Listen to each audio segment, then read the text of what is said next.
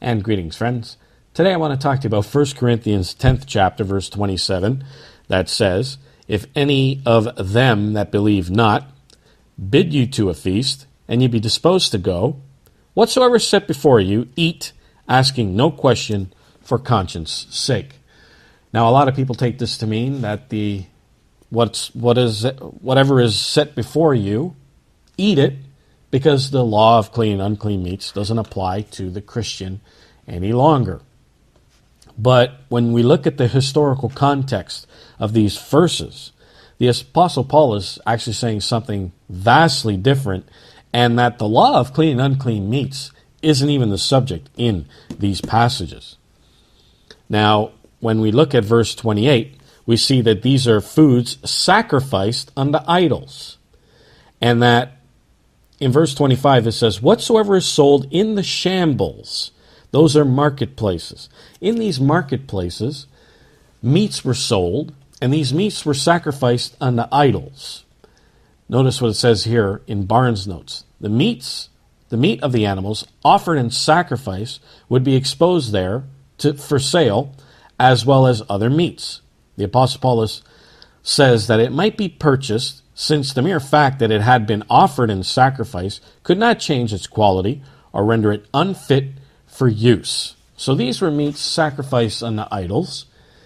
And afterwards, after the ritual took place, these meats were given to the markets and then sold to people for food. Now the Apostle Paul is saying that, yes, some of these meats were sacrificed unto idols, but you're just purchasing them at the markets for human consumption, for food. Now, the Christian is not allowed to partake in the ritual of meats sacrificed unto idols. That's a ritual to worship a pagan god. And in Acts the 15th chapter, verse 29, it plainly says that we are not to partake in those rituals. But afterwards, after those rituals take place, these meats were taken to the markets and sold for food.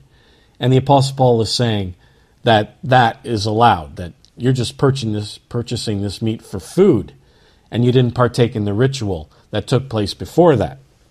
Notice what Clark's commentary says. It says, "Now the apostle allows that such meat that was sold in the shambles might be bought and eaten, but not in an idol's temple. There was a difference between an idol's temple and eating things sacrificed to idols there, and buying them in shambles or meat markets and eating them at home." There was a vast difference. So when he is saying here, if any of them that believe not, and obviously these people are pagans, they believe not, bid you to a feast, and ye be disposed to go, whatsoever is set before you, eat, not asking no question for conscience sake.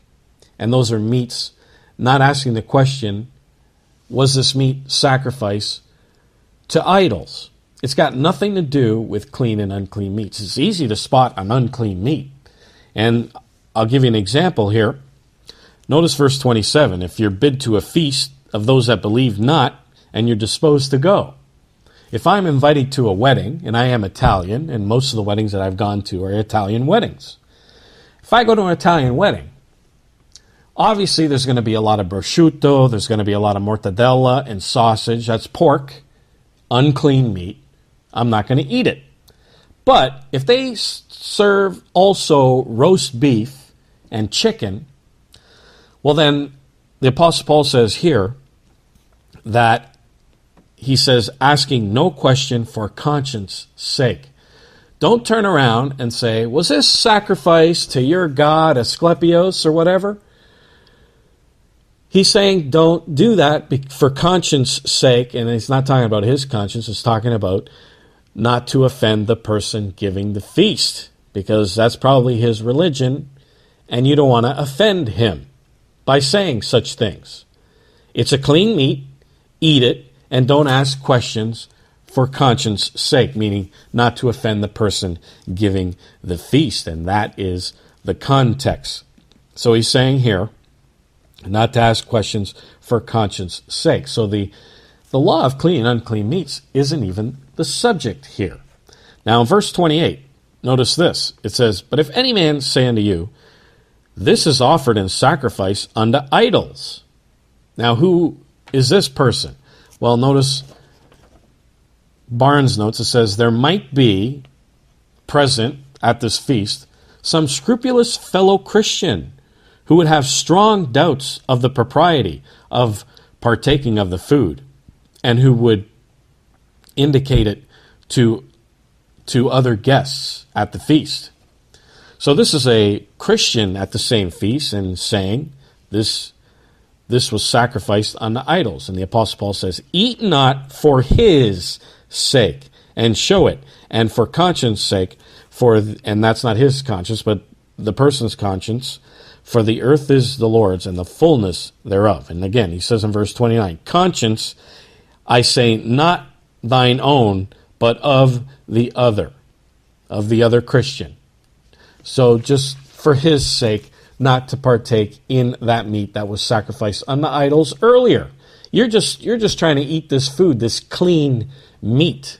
If it was a question of clean and unclean meats, the Apostle Paul would have quoted Leviticus, the 11th chapter. But the question of clean and unclean meats isn't even the subject here. It's talking about foods sacrificed unto idols. Should the Christian eat those foods? And the Apostle Paul is saying here, not to ask questions to offend the person at the feast, and not to eat it if it offends a fellow Christian. So to say that these verses actually prove that we don't need to keep the law of clean and unclean meats anymore is just another Bible misconception.